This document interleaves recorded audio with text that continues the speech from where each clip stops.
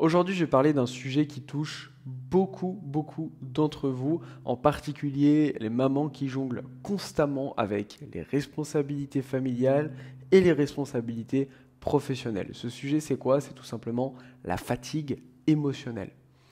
Si tu te sens souvent épuisé, même après avoir dormi, ou si tu as l'impression de porter comme un poids constant sur tes épaules, eh bien, il est possible que derrière cette fatigue se cache en réalité un stress émotionnel qui s'accumule.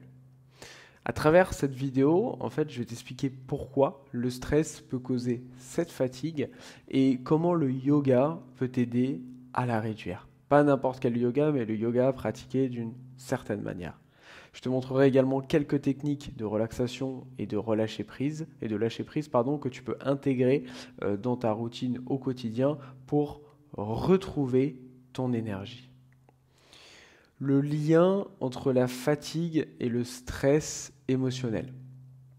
On va voir ensemble là comment en fait le stress qui s'accumule, il finit par se transformer en fatigue émotionnelle avec différents exemples spécifiques que je vais pouvoir te partager. Quand on parle de fatigue, très souvent on pense soit au manque de sommeil, soit on pense à toute l'agitation, tout ce qu'on peut faire dans la journée. Mais en réalité, la fatigue émotionnelle, comme je l'ai mentionné en début de vidéo, elle est bien plus profonde que ça.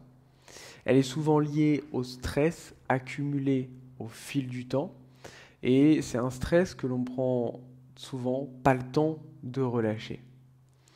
Notamment pour une grande partie d'entre vous, dans mon audience, vous êtes des mamans chez qui le stress peut être là de manière constante, parfois même sans vous en rendre compte. Pourquoi? Parce que vous avez plein de responsabilités, vous occupez des enfants, gérer le travail, gérer des responsabilités au quotidien. Bref, tout ça fait que très souvent, vous n'avez pas de moment pour vous. Et ce stress, même s'il n'est pas toujours évident à détecter, il s'accumule dans le corps et il finit par se manifester très souvent, notamment sous forme de fatigue chronique. Et ce n'est pas simplement dû à un manque de repos. Vous pouvez dormir 8 heures par nuit et malgré tout avoir ça. En fait, c'est ton corps qui te dit qu'il est épuisé par le stress et les émotions que tu portes en toi. Tu peux avoir, cette impression de fonctionner un petit peu en mode pilote automatique. Tu passes peut-être tes journées à courir après le temps sans jamais vraiment pouvoir récupérer. Et ce qu'il faut comprendre, c'est que quand tu passes ta journée justement à jongler entre le travail, les enfants, la maison, etc., très souvent, tu finis par te coucher épuisé. Mais le souci, c'est que souvent, tu te réveilles en étant également déjà fatigué. Et ça, c'est un signe majeur qui montre que le stress émotionnel n'a pas été relâché et qu'en fait, ton corps, il continue de porter ça. Ce que je vais faire maintenant, ça va être de te partager quelques techniques rapides, quelques exercices rapides de yoga que toi, tu vas pouvoir utiliser directement depuis chez toi et avoir de grands bénéfices en seulement quelques petites minutes par jour.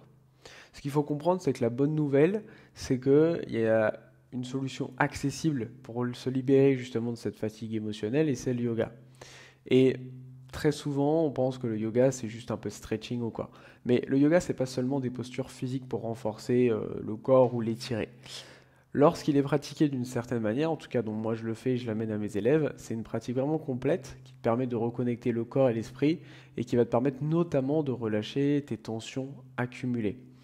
Pourquoi? Parce que le yoga, il va agir sur le système nerveux, notamment en calmant le mental et en libérant les tensions physiques dues au stress. On combine réellement ce travail de corps et d'esprit. Et grâce aux postures et aux techniques de respiration notamment, tu vas pouvoir apprendre à relâcher et donc à lâcher prise, à apaiser ton esprit et à soulager ton corps. Et il n'y a pas besoin que ça dure des heures et des heures.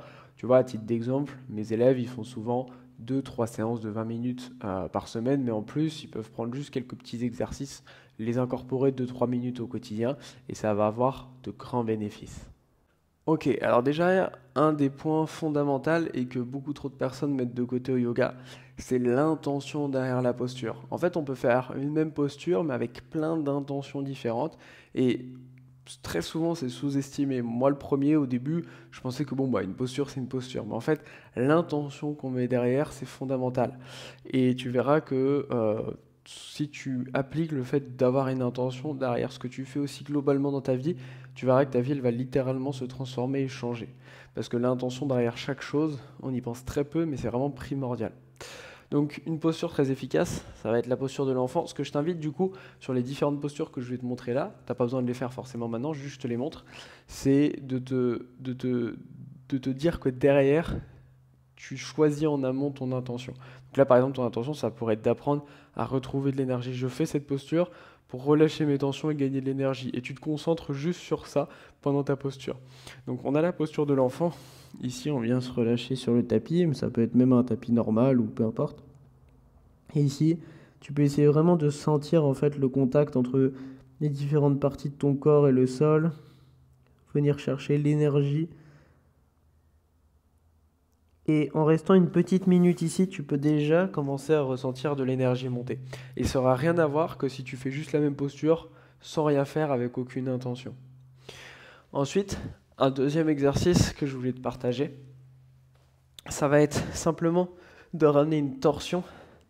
En ramenant une torsion ici allongée, ça va permettre au niveau du dos d'avoir un travail au niveau de toute ta colonne. Ça c'est très très efficace parce que le dos, on le sait, c'est hyper important. Souvent la colonne vertébrale, c'est aussi montré comme là où on a la montée de notre énergie. Qu'on peut appeler Kundalini Yoga, mais bref, juste notre montée d'énergie. Et du coup, prendre soin de sa colonne, c'est primordial. Évidemment, tu le fais des deux côtés. Enfin, un dernier exercice qui est vraiment très bien aussi, qui va permettre, lui, de tout relâcher. C'est juste, tu viens mettre tes pieds au mur, tu peux prendre autant de recul avec le mur que tu souhaites. Et juste ici, tu te relâches, mais tu ne te relâches pas encore sans rien faire. Derrière, tu te concentres à venir relâcher tes tensions et monter ton niveau d'énergie. Tu peux faire chacune de ces postures pendant 1 à 2 minutes. Tu vas voir que tu vas avoir de bons résultats si tu le fais régulièrement. J'ai prévu de te faire d'autres vidéos à ce sujet parce que j'ai remarqué que c'était très important pour une grande partie de ma communauté. Donc si tu as envie de voir d'autres vidéos à ce sujet, mets-moi un oui dans les commentaires, dis-moi quel sujet t'intéresse, s'il y a d'autres sujets que tu aimerais que je traite. Et pense vraiment à t'abonner parce que la semaine prochaine, je vais te partager plusieurs autres exercices très efficaces. Donc abonne-toi, comme ça tu ne louperas pas ma prochaine vidéo et active la petite cloche des notifications.